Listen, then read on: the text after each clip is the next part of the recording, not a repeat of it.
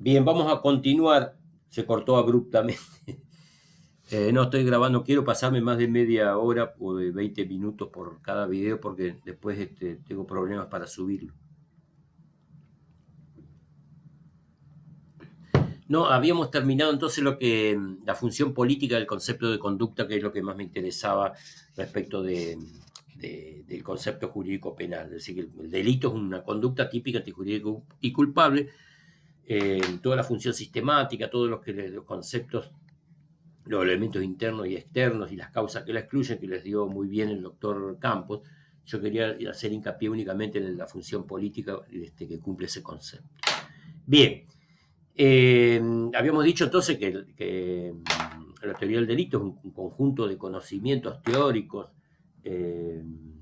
conceptos construidos en forma racional, coherentes,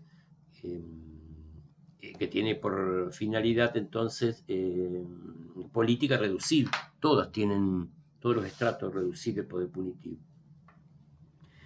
Del concepto de delito ya vimos conducta, ahora vamos a la segunda parte en general, vamos a ver qué es tipicidad, qué es antijuridicidad y qué es culpabilidad. Vamos a qué método utiliza los autores, es decir, por qué la teoría del delito llega como conclusión a que el delito es una conducta típica, antijurídica y culpable. Bueno, aplicando un método, lo que se denomina método dogmático, es decir, toma toda la legislación que hay, la legislación penal, la constitucional, el derecho internacional de los derechos humanos, toda la normativa, y trata de ir de lo particularísimo hasta lo más general. Es decir, ¿qué tienen en común todas estas normas? ¿Qué tienen en común todas las leyes penales? Entonces, observando y desmenuzando todas y cada una de las leyes penales, la doctrina llegó a la conclusión que el delito es una conducta que es típica, que es antijurídica y que es culpable, ¿no? Aplicando el método dogmático. Ya vimos que es una conducta. Ahora vamos a ver por qué la doctrina dice que el delito es una conducta. ¿Por qué no dice que es una conducta como en civil? En civil es una conducta antijurídica y culpable. Culpabilidad personal, si es responsabilidad subjetiva, o responsabilidad objetiva. Acá, por el derecho penal de acto, nosotros tenemos exclusivamente la responsabilidad subjetiva. Recuerden, en el derecho penal no hay responsabilidad objetiva, no hay responsabilidad por el hecho de otro.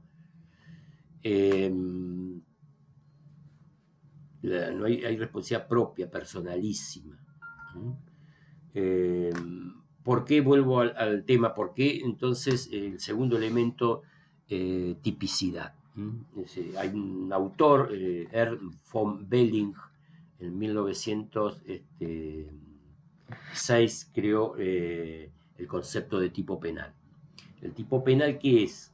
Observando la ley penal, decía Belling que el tipo penal es lo que caracteriza al derecho, a la legislación penal respecto de las otras leyes. Porque la ley penal, para que una conducta sea delito, necesita estar descrita en forma exacta, que no existe la exactitud, al menos lo más parecido, debe estar descrito en forma precisa, no ambigua, máxima taxatividad legal, como ustedes ya lo vieron por una de las características del principio de legalidad. Este concepto de tipo penal, el tipo penal es un instrumento que utiliza el legislador para individualizar las conductas que están prohibidas. La conducta, que es un supuesto de hecho fáctico, el supuesto de hecho o supuesto fáctico real es la conducta. El tipo penal tiene el supuesto de hecho, el supuesto fáctico legal, no real, el legal, el abstracto, que es el que define la ley penal. La ley penal nos dice que es un homicidio, que es una violación, que es una estafa, a través de supuesto de hechos, describe hechos, ¿no? Y lo somete a ese hecho a una sanción. El que matare a otro es un hecho. El que se apoderare ilegítimamente de una cosa muerta, otra parcialmente ajena, es un hecho. El que accediere carnalmente a otro sin su consentimiento es un hecho. el que por ardido engaño perjudicare el patrimonio de otro es un hecho. Son supuestos de hechos legales, porque están en la ley, por lo tanto son abstractos. En estos tipos penales, cuando la conducta, que es el supuesto de fáctico, el supuesto hecho, el que será la realidad, el supuesto de hecho real o fáctico, que se da la realidad, debe encajar, subsumirse en el supuesto de hecho legal o abstracto. Después vamos a ir explicando bien cómo se hace este juicio de tipicidad, cuando entremos en detalle sobre cada uno de los estratos analíticos del delito. Quiero hacer una presentación general de lo que es la tipicidad, ¿no? En este segundo elemento, entonces, vamos a comprobar si esta conducta que se dio en la realidad se puede subsumir en un tipo penal, desde el punto de vista objetivo como subjetivo. Entonces vamos a ver que después los tipos penales tienen un aspecto objetivo y un aspecto subjetivo. ¿Qué comprobamos en la tipicidad? Ahora, no solamente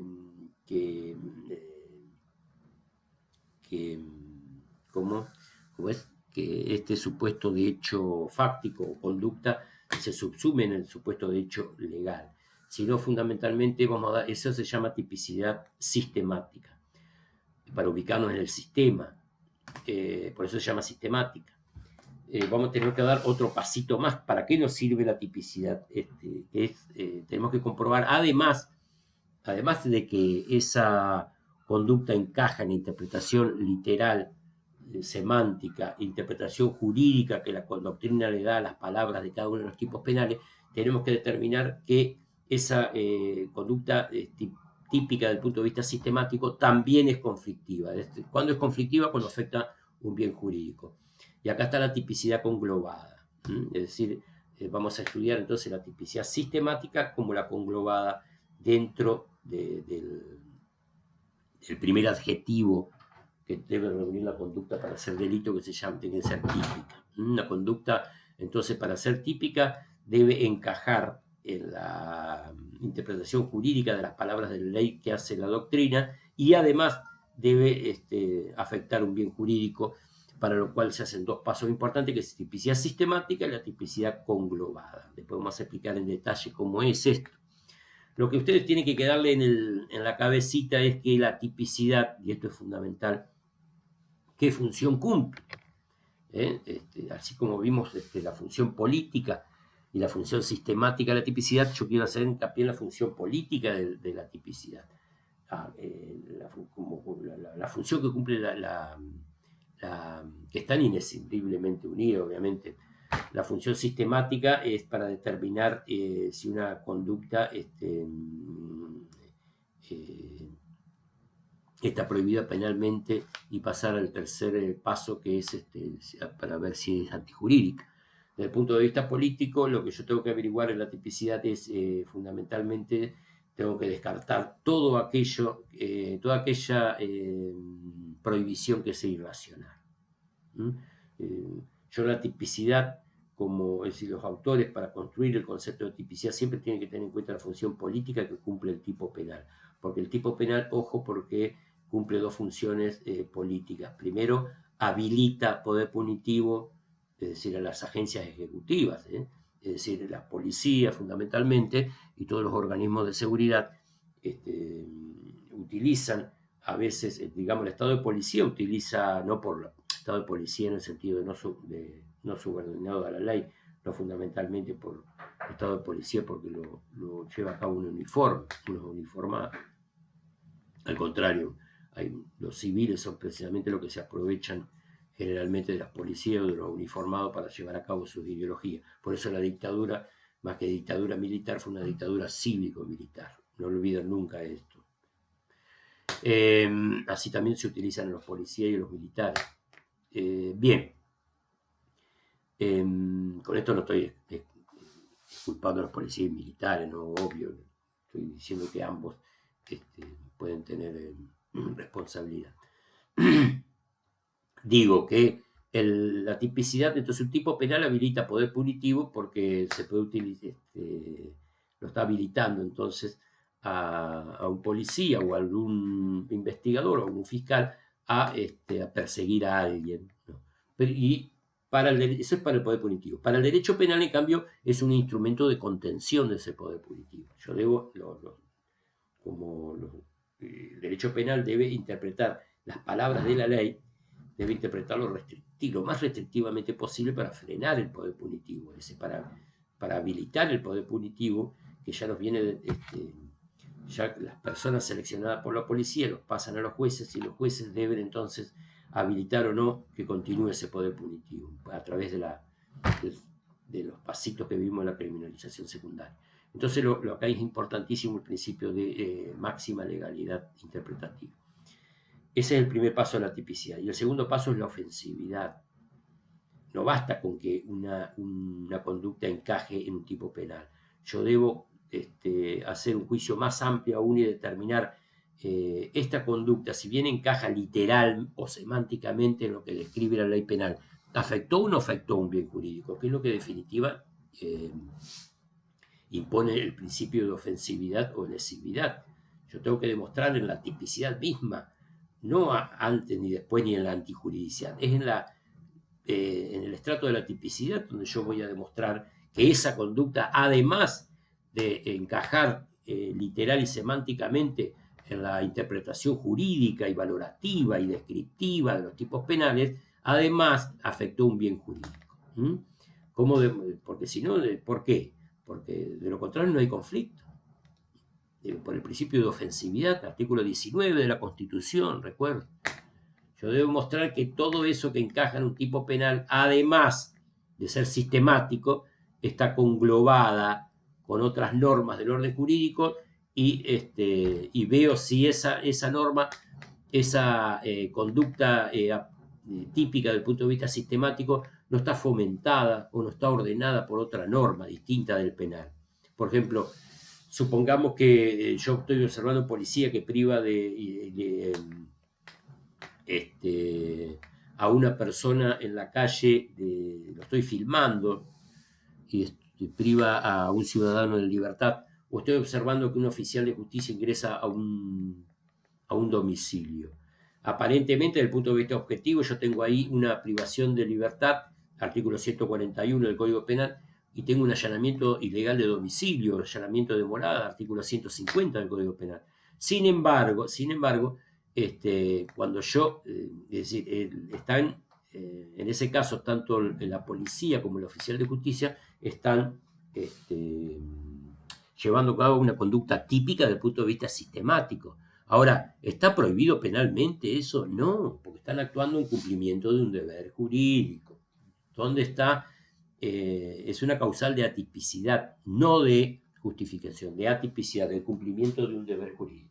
Que lo tienen ustedes acá en el 34 del Código Penal, el inciso 4, el que obrar el incumplimiento de un deber. Es una causal de atipicidad. Por lo tanto, fundamentalmente vamos a ver la tipicidad conglobada, ¿no? la sistemática y la conglobada. Ya lo vamos a ver cuando entremos a analizar en especial toda la tipicidad de los tipos activos, omisivos, dolosos y culposos.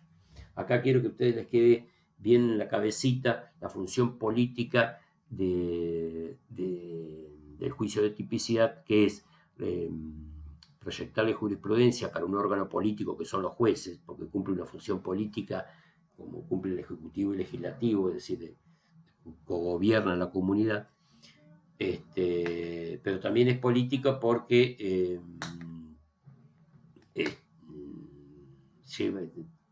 trata de cumplir ese fin que les dije, de quitarle un poco de la irracionalidad y la desigualdad que tiene el poder punitivo, porque no soluciona ningún conflicto y además selecciona personas, es decir, nos aplica a todos. Por lo tanto, así funciona el poder punitivo y por lo tanto el derecho penal, como para proyectar jurisprudencia, tiene que tener en cuenta esta selectividad y esta irracionalidad o no solución del conflicto cuando construye su concepto. Bien, es fundamentalmente entonces la tipicidad. Una vez que tenemos una conducta típica, tenemos que determinar si esta es antijurídica. Si habíamos dicho que la función esencial o lo que vemos en la tipicidad es determinar si una conducta está prohibida penalmente, de tal forma que una conducta típica, cuando decimos esta conducta es típica desde el punto de vista sistemático y conglobada, ¿no? Es decir, que no se presentó ninguna causal que excluya la tipicidad sistemática o la tipicidad conglobada. Después lo vamos a ver.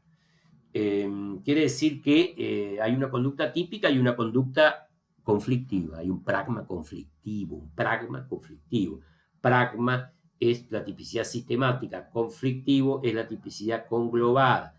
Entonces, tenemos la conducta típica desde el punto de vista objetivo y subjetivo, y desde el punto de vista sistemático y conglobada, tenemos una conducta típica, tenemos una conducta que encaja en un tipo penal y además produjo un conflicto, o sea, afectó un bien jurídico. Producir un conflicto es afectar un bien jurídico de un tercero. Una vez que tenemos esta conducta típica, produce un conflicto. Hay supuestos, vamos al paso de la antijuridicidad. ¿Qué es la antijuridicidad? Como conducta típica antijurídica. Ya demostramos, analizamos lo que es una conducta, lo que es tipicidad, estamos hablando en términos genéricos todavía. Pasamos tenemos que investigar si esta conducta es antijurídica. Tenemos que comprobarle al autor que esta conducta, ser humano voluntario final que encuadra en un tipo penal y que afectó un conflicto, es además antijurídica. Pero ¿y por qué antijurídica? No basta con que sea una conducta típica que afectó un conflicto para ya pasar al último estrato, que es la culpabilidad. No, hay otro pasito anterior que debemos analizar. La antijuridicidad es cuando acá en la antijuridicidad lo que se estudia son los supuestos excepcionales que la ley le permite a los particulares o a algunos funcionarios públicos a llevar a cabo conductas típicas. Se los permite en supuestos excepcionales, ¿para qué? Para solucionar el conflicto. Es decir, ¿para qué vamos a responsabilizar penalmente a una persona si ya con la conducta típica solucionaron el conflicto? Por ejemplo, cuando yo en legítima defensa mato a otra persona, es una conducta típica. Artículo 79 del Código Penal. Hay conducta, ser voluntario y final. Esa conducta encaja en el artículo 79, el que matare a otro. Es una conducta típica.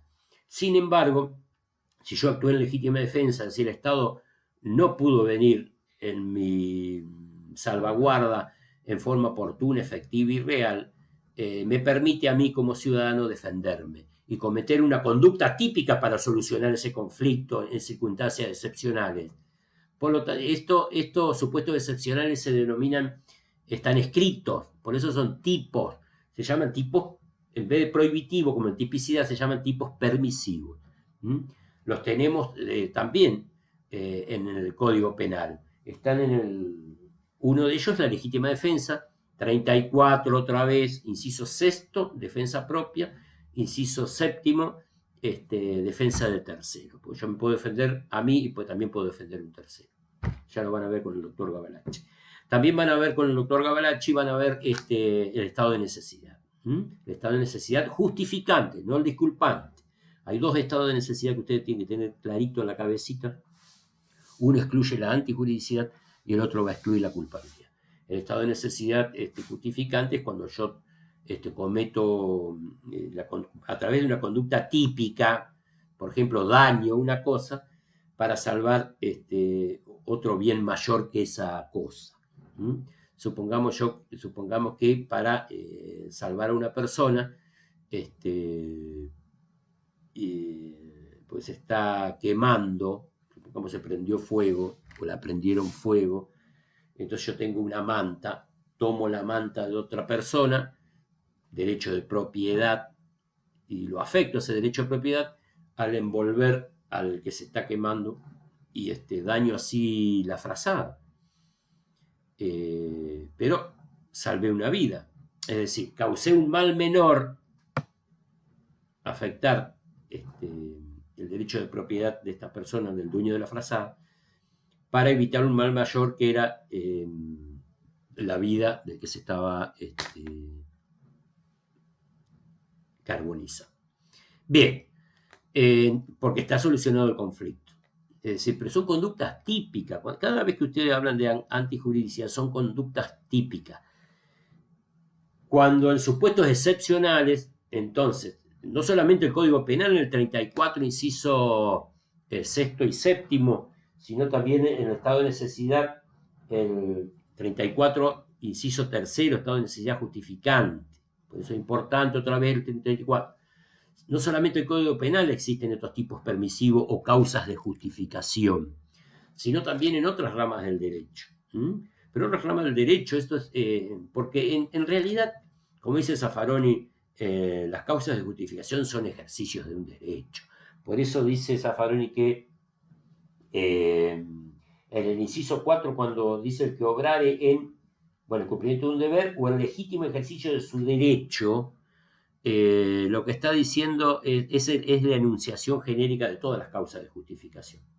Cuando a mí, en supuestos excepcionales, el orden, la ley me permite solucionar un conflicto ejerciendo un derecho, es un derecho básico del ciudadano que solucionar su conflicto. Cuando el Estado no puede llegar a tiempo, cuando no existe otra salida, entonces se le permite a todas las personas en un Estado constitucional el derecho de ejercer su derecho, valga la redundancia, y de esa forma, decir, ejercer su derecho como cometiendo conductas típicas, como para evitar un conflicto o para solucionarlo ahí mismo, ¿no?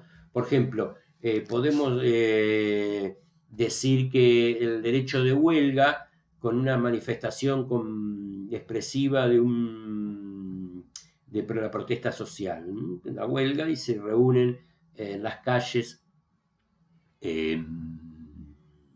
se cortan las calles y se hace una manifestación.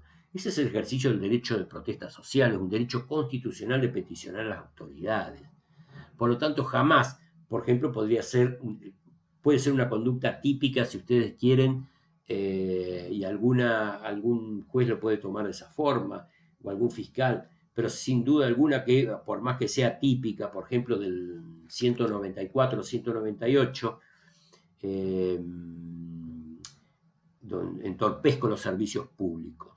Yo corto las calles, entorpezco los piqueteros, que entorpezco un servicio público. Algunos le han aplicado el 194, aun cuando sea típica esa conducta, sin duda alguna que es el ejercicio de un derecho constitucional de peticionar ante las autoridades, ejercido dentro de determinados límites, obviamente. No voy a cortar sin edie o sin tiempo alguno, y si lo quiero hacer tengo que tener una vía alternativa, pero es el ejercicio de un derecho constitucional.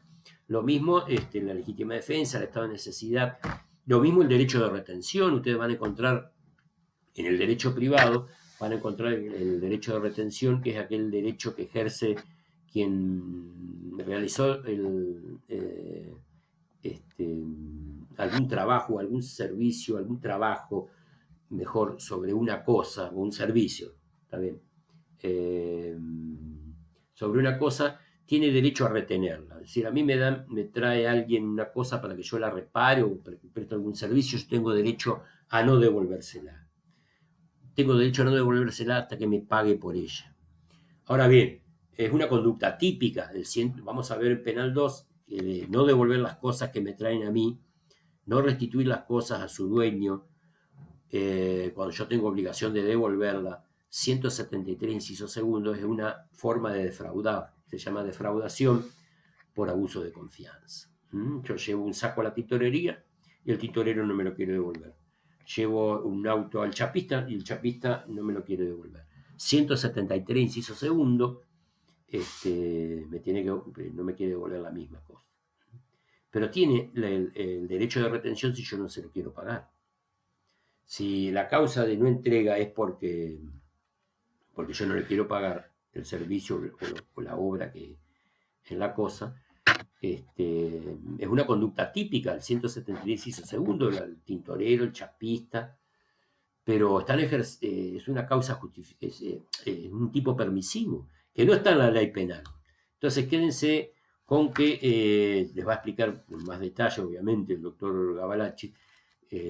La antijuricidad es cómo se verifica mediante la ausencia de las causas de justificación. Si hay una conducta típica y no encaja esa conducta típica en un tipo permisivo, en una causa de justificación, entonces dice esa conducta es antijurídica. ¿Ah? Con esta conducta típica antijurídica, estos tres elementos se llaman ilícito o injusto penal. ¿Ah? Ténganlo en claro porque en muchos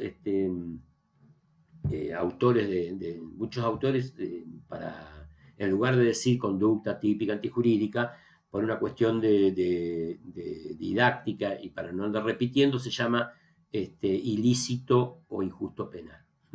Es decir, la acción típica antijurídica, entonces es una primera selección que hace, una primera gran valoración, digamos, que hace el derecho penal para excluir todas aquellas conductas que racionalmente no pueden estar prohibidas penalmente, ¿no? Es decir, la conducta, que si no es conducta, o si no es típica, o si esa conducta está justificada, no se puede racionalmente perseguir. Por eso tiene que darse todos los caracteres positivos para que exista una conducta típica antijurídica, se llama ilícito o injusto penal. Y por último llegamos al último estrato de la teoría del delito, que es la culpabilidad. Este ilícito o injusto penal tenemos que reprochárselo al autor. ¿Qué es esto? La culpabilidad es fundamentalmente reprochabilidad. Bien, reprochabilidad, ¿qué significa? ¿Qué me va usted a reprochar? Yo le voy a reprochar el injusto o ilícito penal. Le voy a reprochar por qué usted realizó, le vamos a preguntar al autor, ¿por qué? Ahí, bueno, le vamos a preguntar los motivos, obviamente. Todo lo que son motivos van a la culpabilidad. Pero fundamentalmente tenemos que probarle al autor que tuvo un ámbito de fáctico, una constelación situacional se denomina. Tuvo un ámbito fáctico que pudo elegir libremente para cometer ese delito, para motivarse en la norma, dirían uno.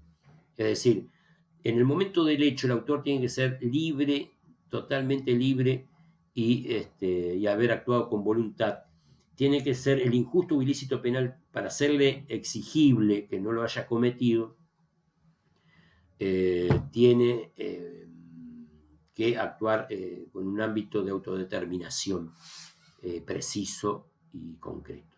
Porque puede ser que al autor no le haya quedado otra, estado de necesidad. Acá está el estado de necesidad, pero disculpante.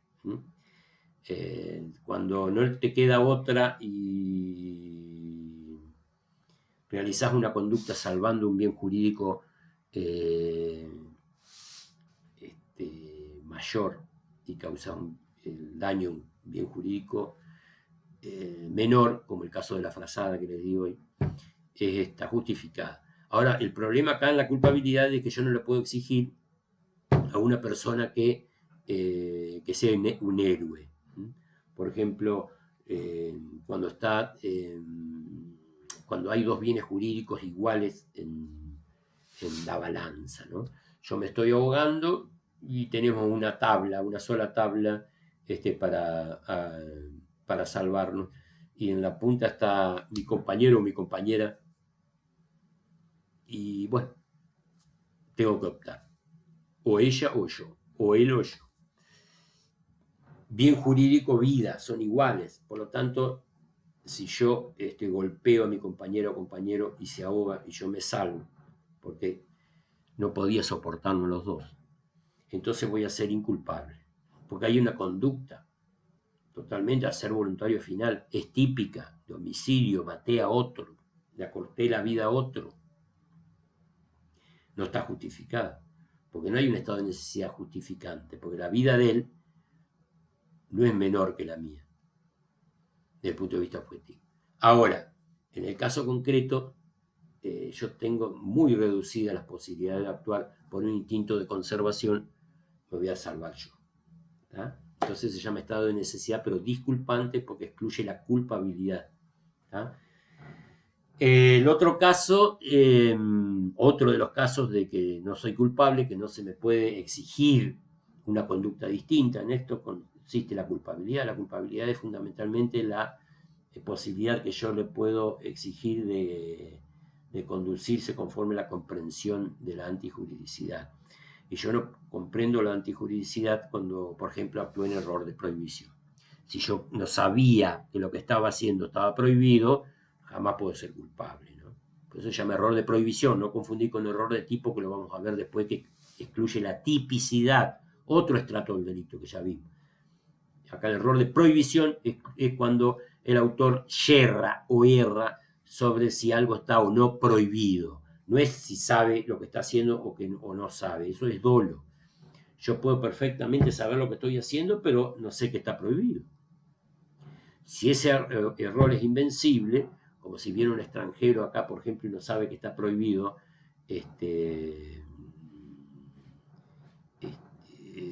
usar cocaína en un lugar o en un bar donde hay varios que están tomando cocaína, no podemos penarlo, ¿no? Porque no sabe que está prohibido. Sabe lo que está haciendo, pero no sabe que está prohibido. Eso se llama error de prohibición, que lo van a ir viendo bien con el doctor de Franco todos los casos. El tercer caso que excluye la culpabilidad, es decir, que no le puedo exigir otra conducta distinta a la que hizo, son los inimputables. La inimputabilidad puede ser por tener algún problema mental pasajero, puede ser transitorio, o patológico, es decir, permanente. Aquí tenemos todos los casos de oligofrenia, esquizofrenia, psicosis. De todas maneras, ojo, después le va a explicar obviamente el doctor de Franco, no todos los enajenados o enfermos mentales o alienados mentales, ojo con estas frases,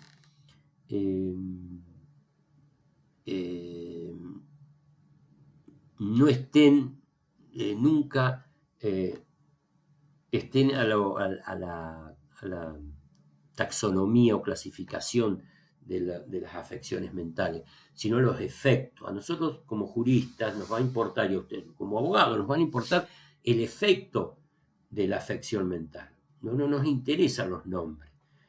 Y por eso es importantísimo determinar la capacidad psíquica de delito. Todos estos estratos que acabamos de ver. Bueno, voy a terminar los inimputables. Los inimputables, digamos, son aquellos que tienen perturbada la conciencia en forma transitoria o permanente en el momento del hecho. Si en el momento del hecho hay una perturbación de la conciencia que le impide internalizar la antijuridicidad del acto, es decir, que ese acto está prohibido penalmente, puede ser un psicótico, puede ser algunos se discute un psicópata, puede ser un esquizofrénico, pero esos son los que tienen afecciones mentales. Hay personas que no tienen afecciones mentales, pero son insuficiencia de las facultades de desarrollo, que son los menores, ¿no? Digamos entonces, para que ustedes tengan un concepto de inimputabilidad, la inimputabilidad es la capacidad de de ser culpable. Para ser culpable, para comprender la antijuridicidad de un acto, yo tengo que tener la capacidad psíquica básica, ¿no? Puede ser que me puede faltar, si me falta la maduración suficiente para comprenderlo, que son los menores de 16 años. Hasta los 16 años nadie adquiere la mayoría de edad penal, para los casos graves. Para los casos más leves, a partir de los 18 años. Después lo van a ver todo eso con el doctor de Franco, el régimen penal de la minoridad. Por último, quiero hacer referencia en la cuestión de la culpabilidad, que todas estas causales que excluyen la culpabilidad, por ejemplo, el error de prohibición, la inimputabilidad, el estado de necesidad disculpante, todo eso se puede estudiar bajo el rótulo, y así lo van a hacer, de inexigibilidad de otra conducta. En todos estos casos, el inexigible, no se le puede exigir a una persona una conducta distinta a lo que hizo. No se le puede exigir a una persona una conducta distinta al ilícito o injusto penal que llevó a cabo. Son inculpables. Bien, todo esto que te estoy diciendo de las causales de inculpabilidad o inexigibilidad también están en el 34, otra vez, artículo 34, inciso 1. Ahí tienen el error, ahí tienen en el inciso 1 la perturbación de la conciencia. En el inciso 1 está la insuficiencia de las facultades. Pero ojo que también en el inciso 1 está, dice error o ignorancia de hecho no imputable. Debe entenderse no solamente el error de prohibición ahí también, que excluye la culpabilidad, sino también el error de tipo que vamos a ver como causal de atipicidad. Ojo. Y también en el inciso 1 está la inconsciencia, no tener conciencia, que excluye el primer estrato de la conducta, el primer estrato el sustantivo, el genérico, de que se sostienen los tres adjetivos de tipicidad, antijuricidad y culpabilidad, que es la conducta. In en latín es no conciencia. Cuando yo actúo en forma inconsciente, no tengo conducta. Coma profundo, sueño profundo, epiléptico. Se discuten los sonámbulos, los actúan bajo hipnosis, se discute. En estos casos, yo directamente no tengo conciencia. Entonces excluye la conducta, no tengo capacidad de tener conducta. En cambio, cuando yo tengo perturbada la conciencia, tengo conducta. El que está ilusionando o aquel que tiene una afección mental y confunde a una persona con un árbol y la empieza a achar, él sabe que está achando un ser humano. Perdón, cuando confundo la percepción no hay dolo, perdón, me equivoqué. Si yo creo que es un árbol y lo empiezo a echar, no hay dolo, porque yo no sé que es una persona humana. Pero tengo la incapacidad de dolo, que lo vamos a ver. Ese ejemplo que le di de la persona que cree que es un árbol, y el autor cree que es un árbol y lo empiezo a echar y en realidad es una persona, él tiene la finalidad de achar un árbol y cree que es un árbol, por lo tanto no hay dolo. En ese caso la afección mental no va a excluir la culpabilidad, ya va a excluir la tipicidad, la capacidad de conocer los elementos del tipo objetivo. El ejemplo que yo les quiero dar de inculpable son aquellos casos del delirante. Es decir, por ejemplo, que cree que su vecino, por ejemplo, es Napoleón y que en algún momento lo va a matar. Entonces un día viene de la panadería y él lo saluda el vecino y cree que lo va a matar, entonces se da vuelta y le pega 5 tiros, lo estrangula. Sabe que está estrangulando, sabe que le está pegando un tiro que está disparando sobre un cuerpo humano, pero obviamente no puede comprender que